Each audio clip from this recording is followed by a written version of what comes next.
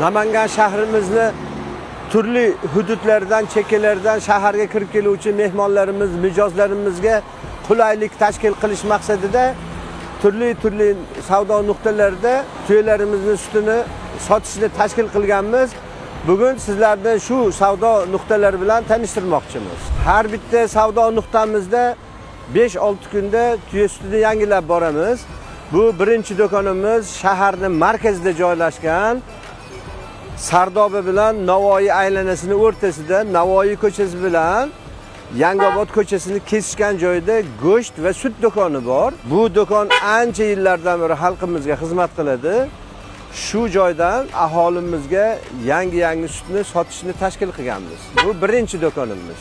Ikkinchi manzilimiz Lolada joylashgan Milliy market savdo markazi hisoblanadi. Bu joyda Lola atrofidagi mijozlarimiz sut olishlari mumkin va Norin tumanidan, Andijon tomonidan keladigan mijozlarimizga ham bu joydan tuyalarimizni shifobaxsh sutini sotib olishlariga qulaylik yaratilgan.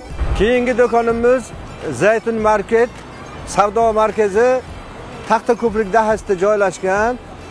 Bu joydan Uchqo'rg'on yo'nalishdan keladigan mijozlarimiz, Taxtako'prik atrofidagi iste'molchilarimiz tuyalarimizni shifobaxsh sutini sotib olishlari, iste'mol qilishlari mumkin bo'ladi. Ularga qulaylik bo'lishligi uchun mana shu Zaytun market savdo markazida ham tuya sutini sotilishini yo'lga qo'yganmiz. Navbatdagi do'konimiz Best market deb ataladi. Go'zal dahasida joylashgan Chortoq yo'lida. Bu yerdan Chortoqdan, Yangiqo'rg'ondan, Go'zal atrofidan keladigan iste'molchilarimizga juda qulaylik tashkil qilingan. Siz avval bizni uyimizdan tuya suti, dorivor giyohlarni olishingiz va kelgusida yana ehtiyojingiz bo'lganda yaqinroq hududlardagi do'konlarimizdan savdo qilib, yo'lingizni yaqin qilishingiz mumkin. Biz sizga xizmat qilishdan mamnunmiz.